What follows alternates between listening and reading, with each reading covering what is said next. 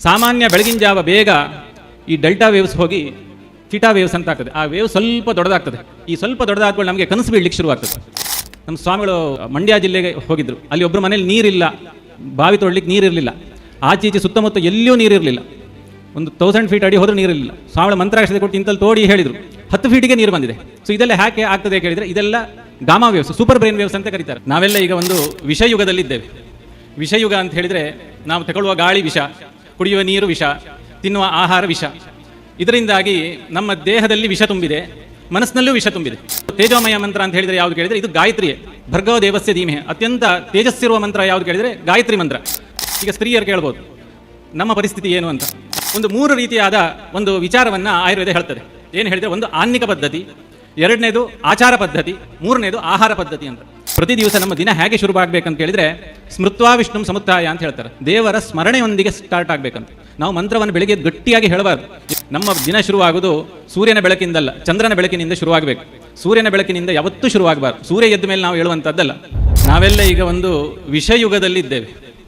ವಿಷಯುಗ ಅಂತ ಹೇಳಿದರೆ ನಾವು ತಗೊಳ್ಳುವ ಗಾಳಿ ವಿಷ, ಕುಡಿಯುವ ನೀರು ವಿಷ, ತಿನ್ನುವ ಆಹಾರ ವಿಷ. ಇದರಿಂದಾಗಿ ನಮ್ಮ ದೇಹದಲ್ಲಿ ವಿಷ ತುಂಬಿದೆ, ಮನಸ್ಸಿನಲ್ಲೂ ವಿಷ ತುಂಬಿದೆ. ನಾವು ಇನ್ನೊಬ್ಬರಿಗೆ ವಿಷ ಕಾರ್ತಾ ಇರ್ತೇವೆ. ದೊಡ್ಡವರು ಗುರುಗಳು ಅಂತ ನೋಡೋದಿಲ್ಲ, ಅವ್ರ ಮೇಲೂ ವಿಷ ಕಾರ್ತೇವೆ. ಇದು ನಮ್ಮ ಪರಿಸ್ಥಿತಿ ಇವತ್ತಿನದ್ದು. ಯಾಕೆ ಹೀಗೆ ಕೇಳಿದರೆ, ಇದಕ್ಕೆ ಉತ್ತರ ಚರಕ ಸಂಹಿತೆಯಲ್ಲಿದೆ. ಚರಕ ಹೇಳ್ತಾನೆ, ಈ ವಿಷ ಅನ್ನುವಂಥದ್ದು ಅತ್ಯಂತ ಘೋರ ಅಂತ. ಯಾಕಂದರೆ ಅದು ಹುಟ್ಟಿದ್ದು ನೀರಿನಲ್ಲಿ, ಅದರ ಗುಣ ಇರೋದು ಬೆಂಕಿಯದ್ದು, ಅದರ ವೇಗ ಇರುವುದು ಗಾಳಿಯದ್ದು, ವಾಯುವೇಗ ಅತ್ಯಂತ ತೀಕ್ಷ್ಣವಾಗಿ ಹೋಗ್ತದೆ. ಹಾಗಾಗಿ ಅದಕ್ಕೆ ಚಿಕಿತ್ಸೆ ಬಹಳ ಕಠಿಣ ಅಂತ ಹೇಳ್ತಾನೆ. ಆದರೂ ಚರಕ ಹೇಳ್ತಾನೆ, ಚಿಕಿತ್ಸೆ ಒಂದು 24 ಚಿಕಿತ್ಸಾ ಸೂತ್ರವನ್ನು ಚರಕ ಸಂಹಿತೆಯಲ್ಲಿ ಉಲ್ಲೇಖ ಆಗಿದೆ. ಆ 24 ಚಿಕಿತ್ಸಾ ಸೂತ್ರವನ್ನು ನಮಗೆ ನಿತ್ಯದಲ್ಲಿ ಮಾಡಲಿಕ್ಕೆ ಆಗೋದಿಲ್ಲ. ವಾಂತಿ ಮಾಡಿಸೋದು, ಬೇದಿ ಮಾಡಿಸೋದು, ಇದೆಲ್ಲ ನಮಗೆ ನಿತ್ಯದಲ್ಲಿ ಅದು ಅನುಭವ ಮಾಡಲಿಕ್ಕೆ ಆಗೋದಿಲ್ಲ. ಆದರೆ ಎಲ್ಲ ಚಿಕಿತ್ಸೆಗಿಂತ ಉತ್ತಮ ಚಿಕಿತ್ಸೆ ಚರಕ ಸಂಹಿತೆ ಹೇಳುವುದು ವಿಷಯದಲ್ಲಿ ಯಾವುದಂತ ಹೇಳಿದರೆ ಅದು ಮಂತ್ರ ಚಿಕಿತ್ಸೆ ಅಂತ ಹೇಳ್ತಾರೆ. ಅದು ಆದ್ಯೋಪಕ್ರಮ. ಮೊದಲು ಮಾಡಬೇಕಾದದ್ದು ಮಂತ್ರ ಚಿಕಿತ್ಸೆ ವಿಷದಲ್ಲಿ ಅಂತ. ಏನಿದು ಮಂತ್ರ ಚಿಕಿತ್ಸೆ ಕೇಳಿದರೆ ಅದಕ್ಕೆ ಸುಶ್ರುತ ಸಂಹಿತೆಯಲ್ಲಿ ಉತ್ತರ ಇದೆ. ವಿಷಂ ತೇಜೋ ಮಯೈ ಮಂತ್ರೈ ಸತ್ಯಬ್ರಹ್ಮ ತಪೋಮಯೈ ಯಥಾ ನಿವಾರ್ಯತೆ ಕ್ಷಿಪ್ರಂ ಪ್ರಯುಕ್ತೈ ನ ತಥೋ ಔಷಧೈ ಅಂತ. ಒಂದು ಮಂತ್ರ ಹೇಗಿರಬೇಕು ಕೇಳಿದರೆ ಅದು ಅತ್ಯಂತ ತೇಜೋಮಯವಾಗಿರಬೇಕಂತೆ, ಅದು ಬ್ರಹ್ಮ ಪ್ರೋಕ್ತವಾಗಿರಬೇಕಂತೆ, ಬ್ರಹ್ಮನಿಂದ ಹೇಳಲ್ಪಟ್ಟಿರಬೇಕಂತೆ. ಅಂಥ ಮಂತ್ರ ಮನುಷ್ಯನ ಯಾವ ವಿಷವನ್ನೂ ಪರಿಹಾರ ಮಾಡಲಿಕ್ಕೆ ಸಾಧ್ಯತೆ ಇದೆ ಅಂತ ಸುಶ್ರುತ ಹೇಳ್ತಾರೆ. ಯಾವುದಿದು ತೇಜೋಮಯ ಮಂತ್ರ ಅಂತ ಹೇಳಿದರೆ ಯಾವುದು ಕೇಳಿದರೆ ಇದು ಗಾಯತ್ರಿಯೇ. ಭರ್ಗವ ದೇವಸ್ಯ ಧೀಮಹಿ. ಅತ್ಯಂತ ತೇಜಸ್ಸಿರುವ ಮಂತ್ರ ಯಾವುದು ಕೇಳಿದರೆ ಗಾಯತ್ರಿ ಮಂತ್ರ. ಅದನ್ನು ನಿತ್ಯ ಅನುಷ್ಠಾನ ಮಾಡುವುದರಿಂದ ಸಮಸ್ತ ದೇಹದಲ್ಲಿರುವ ಎಲ್ಲ ವಿಷಗಳನ್ನು ನಿತ್ಯದಲ್ಲಿ ನಾವು ಅದನ್ನು ಪರಿಹಾರ ಮಾಡಿಕೊಳ್ಳಿಕ್ಕಾಗ್ತದೆ ಅಂತ ಸುಶ್ರುತ ಅಭಿಪ್ರಾಯ ಪಡ್ತಾನೆ. ಈಗ ಸ್ತ್ರೀಯರು ಕೇಳ್ಬೋದು ನಮ್ಮ ಪರಿಸ್ಥಿತಿ ಏನು ಅಂತ. ಅಲ್ಲಿ ಇನ್ನೊಂದು ಉತ್ತರ ಇದೆ, ಸತ್ಯ ಬ್ರಹ್ಮ ತಪೋಮಯಿ. ಬ್ರಹ್ಮಪ್ರೋಕ್ತವಾದ ಮಂತ್ರವನ್ನು ಹೇಳಬೇಕು ಅಂತ. ಭಾವಿ ಬ್ರಹ್ಮರಾದ ವಾದಿರಾಜರು ಲಕ್ಷ್ಮೀ ಶೋಭಾನೆ ಮಾಡಿಕೊಟ್ಟಿದ್ದಾರೆ. ಅದು ವಿಷಹರ ಮಂತ್ರ. ಇದಕ್ಕೆ ಇತಿಹಾಸ ಉಂಟಾ ಕೇಳಿದ್ರೆ ಇದಕ್ಕೆ ಇತಿಹಾಸ ಉಂಟು. ವಾದಿರಾಜರು ವರನಿಗೆ ವಿಷದಂಷ್ಟ್ರಾದಾಗ ಇದೇ ಹೇಳಿ ಲಕ್ಷ್ಮೀ ಶೋಭಾನೆ ಹೇಳಿ ಜೀವಿಸಿದ್ದಾರೆ. ಹಾಗಾಗಿ ಇದು ವಿಷಹರ ಮಂತ್ರ. ಸೊ ಸ್ತ್ರೀಯರಿಗೆ ವಿಷಹರ ಮಂತ್ರ ಯಾವುದು ಕೇಳಿದರೆ ನಿತ್ಯದಲ್ಲಿ ಅದು ಲಕ್ಷ್ಮೀ ಶೋಭಾನೆ. ಪುರುಷರಿಗೆ ಯಾವುದು ಕೇಳಿದರೆ ಗಾಯತ್ರಿ ಜಪ. ನಿಮ್ಮಲ್ಲೊಂದು ಪ್ರಶ್ನೆ ಬರೋದು, ಹಾಗಾದರೆ ನಾಳೆ ಬೆಳಿಗ್ಗೆ ಒಂದು 10 ಗಾಯತ್ರಿ ಮಾಡೋದು, ಸ್ತ್ರೀಯರು ಒಂದು ಸಲ ಲಕ್ಷ್ಮೀ ಶೋಭಾನೆ ಹೇಳೋದು, ವಿಷ ಪರಿಹಾರ ಆಗ್ತದಾ ಕೇಳಿದರೆ ಬರೀ ಅಷ್ಟರಲ್ಲಿ ಆಗೋದಿಲ್ಲ. ಅವರು ಅದಕ್ಕೊಂದು ಪ್ರೋಟೋಕಾಲ್ ಮಾಡಿಕೊಟ್ಟಿದ್ದಾರೆ.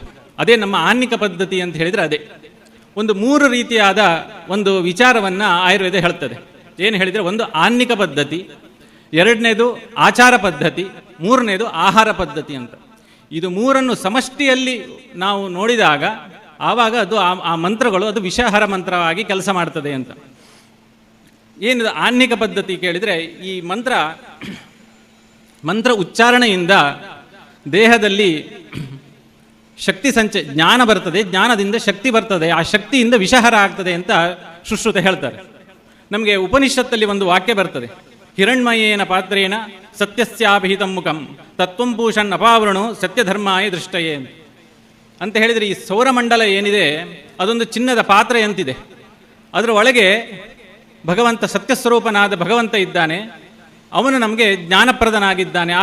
ಅದನ್ನು ನನಗೆ ತೋರಿಸುವಂತ ಉಪನಿಷತ್ ಕೇಳ್ತದೆ. ಈ ಶ್ಲೋಕಕ್ಕೆ ಮಂತ್ರಾಲಯ ಪ್ರಭುಗಳು ಹೇಳ್ತಾ ಇಲ್ಲಿ ಜ್ಞಾನ ಅಂತ ಹೇಳಿದರೆ ಬರೀ ಅಭ್ಯಂತರ ಜ್ಞಾನ ಅಲ್ಲ, ಬಾಹ್ಯ ಜ್ಞಾನಕ್ಕೂ ನಮಗೆ ಈ ಸೌರಶಕ್ತಿಯೇ ಕಾರಣ ಅಂತ ಗುರುರಾಜರು ಉಲ್ಲೇಖ ಮಾಡ್ತಾರೆ. ಇವತ್ತಿನ ಸೈನ್ಸನ್ನು ನಾವು ನೋಡಿದರೆ ಈ ಜ್ಞಾನ ಹೇಗೆ ಬರ್ತದೆ ಕೇಳಿದರೆ 2 ರೀತಿಯ ಜ್ಞಾನ ಇದೆ. ಒಂದು ಟ್ಯೂಷನ್, ಇನ್ನೊಂದು ಇಂಟ್ಯೂಷನ್ ಅಂತ. ಟ್ಯೂಷನ್ ಅಂತ ಹೇಳಿದರೆ ನಾವು ದುಡ್ಡು ಕೊಟ್ಟು ಕಲಿಯೋದು. ನಾವೆಲ್ಲ ಶಾಲೆಗೆ ಹೋಗ್ತೇವೆ, ಅಲ್ಲಿ ಸಂಸ್ಥೆಗೆ ಹಣ ಕಟ್ತೇವೆ, ವಿದ್ಯೆಯನ್ನು ಪಡಿತೇವೆ. ಇದೆಲ್ಲ ಟ್ಯೂಷನಲ್ ನಾಲೆಜ್, ಹೊರಗಿಂದ ಬರುವಂಥದ್ದು, ಎಲ್ಲರೂ ಕಲಿತಾರೆ. ಎರಡನೇದು ಇಂಟ್ಯೂಷನಲ್ ನಾಲೆಜ್ ಅಂತ. ಇಂಟ್ಯೂಷನ್ ಅಂತ ಹೇಳಿ ಒಳಗೆ ನಾವು ಟ್ಯೂಷನ್ ಪಡೆಯುವಂಥದ್ದು, ಒಳಗಿಂದೇ ಜ್ಞಾನವನ್ನು ಪಡೆಯುವಂಥದ್ದು.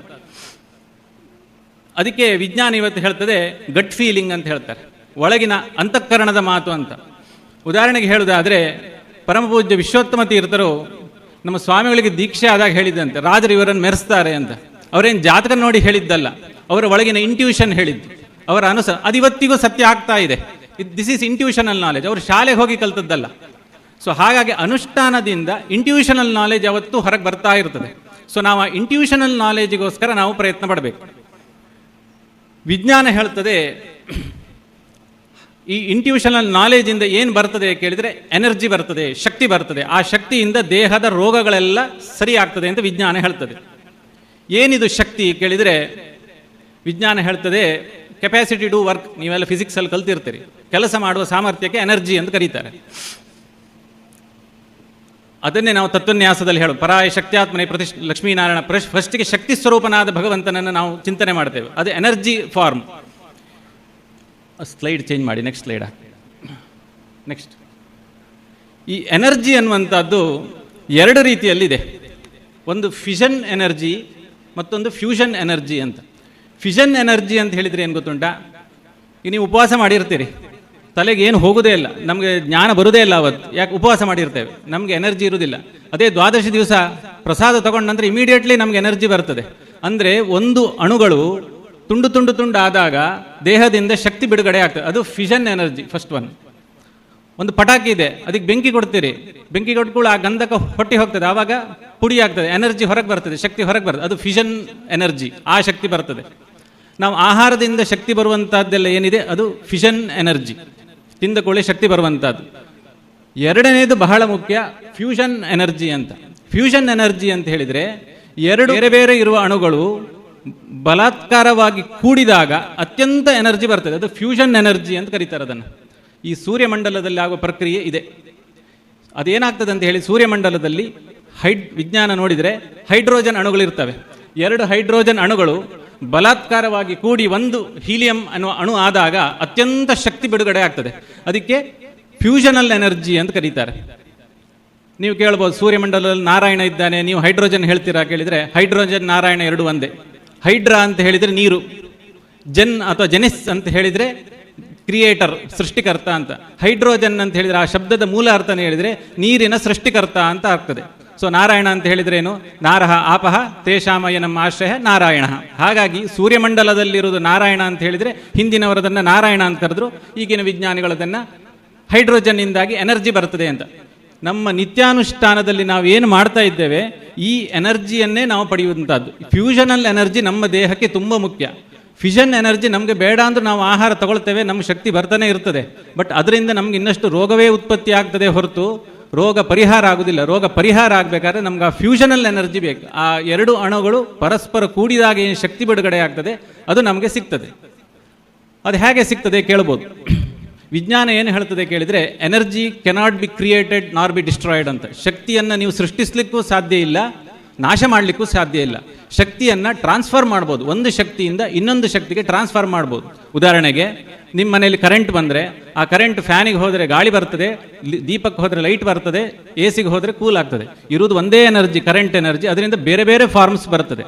ಅದೇ ರೀತಿ ಸೌರಮಂಡಲದ ಶಕ್ತಿ ನಮ್ಮ ದೇಹಕ್ಕೆ ಬಿದ್ದಾಗ ಅದು ಬೇರೆ ಬೇರೆ ಎನರ್ಜಿಯಾಗಿ ಕನ್ವರ್ಟ್ ಆಗಿ ನಮ್ಮ ರೋಗವನ್ನು ಪರಿಹಾರ ಮಾಡ್ತದೆ. ಎನರ್ಜಿ ಸಂಗ್ರಹಣೆ ಮಾಡುವ ಒಂದು ವಿಧಾನ, ಇದನ್ನೇ ನಾವು ನಮ್ಮ ಆಹ್ನಿಕ ಪದ್ಧತಿಯಲ್ಲಿ ಮಾಡುವಂಥದ್ದು. ಹಾಗಾದರೆ ನೀವು ಕೇಳ್ಬೋದು, ನಾಳೆಯಿಂದ ಬೆಳಗ್ಗೆ ಎದ್ದು ಒಂದು ನಾಯಿ ಹಿಡ್ಕೊಂಡು ಹೊರಗೆ ಹೋಗೋದು, ಒಂದು ಸನ್ ಬಾತ್ ಮಾಡಿ ಬರ್ಬೋದು. ನಮ್ಗೆ ಆ ಫಿಷನ್ ಎನರ್ಜಿ ಸಿಗ್ತದಾ ಕೇಳಿದರೆ ಸಿಕ್ಕಲ್ಲ. ಅದಕ್ಕೊಂದು ಮೆಥಡ್ ಇದೆ. ನೀವು ಸುಮ್ಮನೆ ಹೋಗಿ ಒಂದು ಸನ್ ಬಾತ್ ಮಾಡಿ ಬಂದರೆ ಒಂದಷ್ಟು ವಿಟಮಿನ್ ಡಿ ಸಿಂಥಸಿಸ್ ಆಗ್ಬೋದು, ಅಷ್ಟೇ ಬಿಟ್ಟರೆ ನಿಮ್ಗೆ ಆ ದೇವರ ಒಂದು ಆ ಸೌರಶಕ್ತಿ ನಮ್ಮ ದೇಹ ಅದನ್ನು ತಗೊಳ್ಳಲ್ಲ. ಅದಕ್ಕೊಂದು ಮೆಥಡಾಲಜಿ ಮಾಡಿಕೊಟ್ಟಿದ್ದಾರೆ. ಅದೇ ನಮ್ಮ ನಿತ್ಯ ದಿನಚರ್ಯ. ಅದಕ್ಕೆ ಶ್ರೀಮದಾಚಾರ್ಯ ಹೇಳ್ತಾರೆ, ಪ್ರತಿ ದಿವಸ ನಮ್ಮ ದಿನ ಹೇಗೆ ಶುರುವಾಗಬೇಕಂತ ಕೇಳಿದರೆ ಸ್ಮೃತ್ವಾ ವಿಷ್ಣು ಸಮುತ್ತಾಯ ಅಂತ ಹೇಳ್ತಾರೆ. ದೇವರ ಸ್ಮರಣೆಯೊಂದಿಗೆ ಸ್ಟಾರ್ಟ್ ಆಗಬೇಕಂತ. ನಾವು ಮಂತ್ರವನ್ನು ಬೆಳಿಗ್ಗೆ ಗಟ್ಟಿಯಾಗಿ ಹೇಳಬಾರ್ದು. ಹಿಂದಿನವ್ರು ಏನು ಮಾಡಿ ಅಂತ ಹೇಳಿದರೆ ಬೆಳಿಗ್ಗೆ ಎದ್ದು ದೇವರ ಸ್ಮರಣೆ ಮೈಂಡಲ್ಲಿ ಚಿಂತನೆ ಮಾತ್ರ ಬರಬೇಕು. ಸ್ಮೃತ್ವಾ ವಿಷ್ಣು ಸಮುತ್ತಾಯ ಅಂತ ಹೇಳಿದರು. ಭಾವಿ ಮಧ್ವರು ಅದನ್ನೇ ಹೇಳಿದರು. ಪ್ರಾತಸ್ಮರಾಮಿ ಉರ ಕುಂಡಲ ಶೋಭಿಗಂಡಂ. ಪ್ರಾತಸ್ಮರಾಮಿ ಅಂತ ಹೇಳಿದರು. ಫಸ್ಟಿಗೆ ಸ್ಮರಣೆ ಮಾಡಿ ಅಂತ ಕೇಳಿದರು. ಹೆಂಗಸರಿಗೆ ಏನು ಮಾಡಬೇಕು? ಹೊತ್ತಾರೆ ಎದ್ದು ನಾ ಕೃಷ್ಣನ ನೆನೆವೇನು ಅಂತ ಹೇಳಿದರು. ಕೃಷ್ಣನನ್ನು ಸ್ಮರಣೆ ಮಾಡಿ ಅಂತ ಹೇಳಿದ್ರು. ಎಷ್ಟೇ ಬಿಟ್ಟರೆ ಎಲ್ಲೂ ಗಟ್ಟಿಯಾಗಿ ಹೇಳಿ ಅಂತ ಹೇಳಲಿಲ್ಲ. ಯಾಕೆ ದೇವರ ಸ್ಮರಣೆ ಮಾಡಬೇಕು ಯಾಕೆ ಕೇಳಿದರೆ ಅದಕ್ಕೆ ಉತ್ತರ ಚರಕ ಸಂಹಿತೆಯಲ್ಲಿದೆ. ಸ್ಮೃತಿ ಸತ್ಸೇವನಾದ್ಯೇಶ್ಚ ಧೃತ್ಯಂತೆ ಉಪಜಾಯತೆ ಸ್ಮೃತ್ಯ ಸ್ವಭಾವಂ ಭಾವಾನಾಂ ಸ್ಮರನ್ ದುಃಖಾತ್ ಪ್ರಮುಚ್ಯತೆ ಅಂತ. ದೇವರ ಸ್ಮರಣೆ, ಒಳ್ಳೆ ಒಂದು ವಿಷಯದ ಸ್ಮರಣೆ ಮಾಡುವುದರಿಂದ ದುಃಖನಾಶ, ರೋಗನಾಶ ಆಗ್ತದೆ ಅಂತ ಚರಕ ಸಂಹಿತೆಯಲ್ಲಿ ಉಲ್ಲೇಖ ಉಂಟು. ನೆಕ್ಸ್ಟ್ ಪ್ರಶ್ನೆ ಬರ್ಬೋದು, ಹಾಗಾದರೆ ನಾವು ಸ್ವಲ್ಪ ಬೆಳಿಗ್ಗೆ ಒಂದು 7 ಗಂಟೆಗೆ ಎದ್ದು ದೇವರ ಸ್ಮರಣೆ ಶುರು ಮಾಡ್ಬೋದಾ ಕೇಳಿದರೆ ಅದು ಮಾಡಲಿಕ್ಕಿಲ್ಲ. ನಮ್ಮ ದಿನ ಶುರುವಾಗೋದು ಸೂರ್ಯನ ಬೆಳಕಿಂದಲ್ಲ, ಚಂದ್ರನ ಬೆಳಕಿನಿಂದ ಶುರುವಾಗಬೇಕು. ಸೂರ್ಯನ ಬೆಳಕಿನಿಂದ ಯಾವತ್ತೂ ಶುರುವಾಗಬಾರ್ದು. ಸೂರ್ಯ ಎದ್ದ ಮೇಲೆ ನಾವು ಹೇಳುವಂಥದ್ದಲ್ಲ, ಚಂದ್ರನ ಬೆಳಕಿನಿಂದ. ಯಾಕೆ ಕೇಳಿದರೆ ನಾವು ರಾತ್ರಿ ಮಲಗಿದ ಕೂಡಲೇ ನಮ್ಮ ಮೆದುಳಿಂದ ಒಂದು ಸ್ರಾವ ಬಿಡುಗಡೆ ಆಗ್ತದೆ. ಆ ಸ್ರಾವಕ್ಕೆ ಹೆಸರು ಮೆಲಟೋನಿನ್ ಅಂತ ಕರೀತಾರೆ. ಆ ಮೆಲಟೋನಿನ್ ಅಂಶ ಬಿಡುಗಡೆ ಆದ ಕೂಡಲೇ ನಮಗೆ ಗಾಢ ನಿದ್ರೆ ಬರ್ತದೆ. ಆ ಗಾಢ ನಿದ್ರೆ ಬಂದ ಕೂಡಲೇ ಆ ಸಾಮಾನ್ಯ ಬೆಳಗಿನ ಜಾವ ಬೇಗ ಇನ್ನಷ್ಟು ಗಾಢ ನಿದ್ರೆಯಲ್ಲಿರ್ತದೆ. ನಾವು ಆವಾಗ ನಿದ್ರೆ ಮಾಡದೆ ಎದ್ದರೆ, ಆ ಬ್ರಹ್ಮ ಮುಹೂರ್ತದಲ್ಲಿ 4 ಗಂಟೆ ಹಾಗೆ ಎದ್ದರೆ, ಅದೇ ಮೆಲಟೋನಿನ್ ಎನ್ನುವ ಹಾರ್ಮೋನ್ ನಮಗೆ ನಿದ್ರೆ ಬರಿಸುವುದ ಬದಲು ನಮ್ಮ ಸ್ಮೃತಿಗೆ ಕಾರಣ ಆಗ್ತದೆ. ಹಾಗಾಗಿ ಹಿಂದಿನವರು ನಮ್ಮನ್ನು ಬೇಗ ಏಳಿ ಅಂತ ಹೇಳಿರುವಂಥದ್ದು.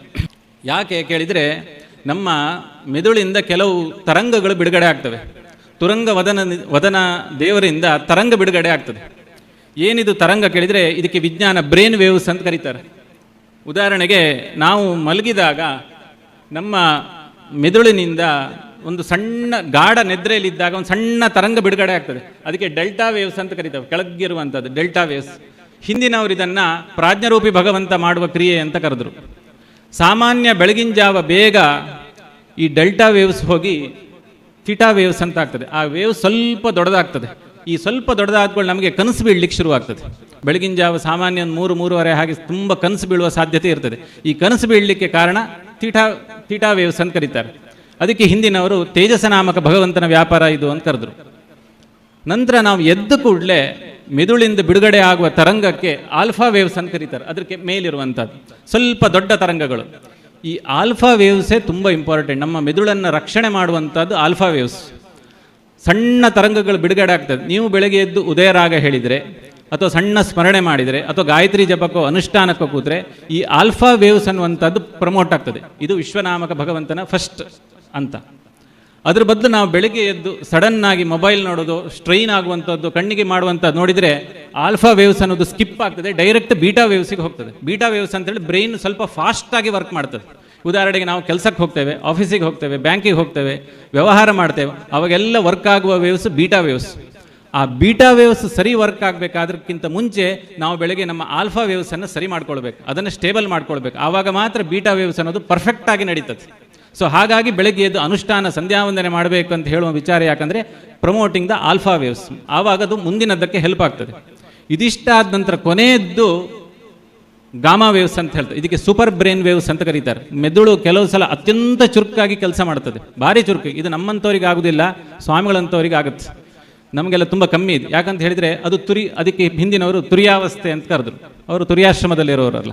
ಸೊ ಹಾಗಾಗಿ ಇದು ಸೂಪರ್ ಬ್ರೈನ್ ವೇವ್ಸ್ ಅಂತ ಕರೀತಾರೆ. ಇದು ಎಲ್ರಿಗೂ ಇದಾಗಲ್ಲ. ಉದಾಹರಣೆಗೆ ಹೇಳೋದಾದರೆ, ನಮ್ಮ ಸ್ವಾಮಿಗಳು ಮಂಡ್ಯ ಜಿಲ್ಲೆಗೆ ಹೋಗಿದ್ರು. ಅಲ್ಲಿ ಒಬ್ಬರು ಮನೇಲಿ ನೀರಿಲ್ಲ, ಬಾವಿ ತೋಡ್ಲಿಕ್ಕೆ ನೀರಿರಲಿಲ್ಲ. ಆಚೀಚೆ ಸುತ್ತಮುತ್ತ ಎಲ್ಲಿಯೂ ನೀರಿರಲಿಲ್ಲ. ಒಂದು 1000 ಫೀಟ್ ಅಡಿ ಹೋದ್ರೂ ನೀರಿರಲಿಲ್ಲ. ಸ್ವಾಮಿಗಳ ಮಂತ್ರಾಕ್ಷತೆ ಕೊಟ್ಟು ಇಂತಲ್ಲಿ ತೋಡಿ ಹೇಳಿದರು, 10 ಫೀಟಿಗೆ ನೀರು ಬಂದಿದೆ. ಸೊ ಇದೆಲ್ಲ ಹ್ಯಾಕೆ ಆಗ್ತದೆ ಕೇಳಿದರೆ ಇದೆಲ್ಲ gamma waves, super brain waves ಅಂತ ಕರೀತಾರೆ. ಅದಷ್ಟು ಚುರುಕಾಗಿರ್ತದೆ. ಈಗ ನಮಗೆ ಈ ಗಾಮಾ ವೇವ್ಸ್ ನಮ್ಗೆ ಸಿಕ್ಬೇಕಂತ ಹೇಳಿದರೆ ನಾವು ಮೊದಲು ಆಲ್ಫಾ ವೇವ್ಸ್ ಅನ್ನು ಸರಿ ಮಾಡ್ಕೊಳ್ಬೇಕು, ಬೇಸಿಕ್ ಕರೆಕ್ಟ್ ಮಾಡ್ಕೊಳ್ಬೇಕು. ನಮ್ಮ ಕೈಯಲ್ಲಿ ಡೆಲ್ಟಾ ವೇವ್ಸ್ ಮತ್ತು ಥೀಟಾ ವೇವ್ಸನ್ನು ಸೃಷ್ಟಿ ಮಾಡ್ಲಿಕ್ಕೆ ನಮ್ಮ ಕೈಯಲ್ಲಿ ಸಾಧ್ಯ ಇಲ್ಲ. ಆದರೆ ಉಳಿದದ್ದನ್ನು ನಾವು ಸಾಧನೆ ಮಾಡ್ಲಿಕ್ಕೆ ಸಾಧ್ಯ ಉಂಟು, ಎಲ್ಲ ಎಚ್ಚರ ಆದಮೇಲೆ ಮಾಡುವಂಥದ್ದು. ಹಾಗಾಗಿ ಆಲ್ಫಾ ವೇವ್ಸನ್ನು ನಾವು ಮೊದಲು ಕರೆಕ್ಟ್ ಮಾಡ್ಕೊಳ್ಳೋದು ನಮ್ಮ ನಿತ್ಯಾನುಷ್ಠಾನದಿಂದ ಅಂತ ಹೇಳಲಿಕ್ಕೆ ಆಗ್ತದೆ.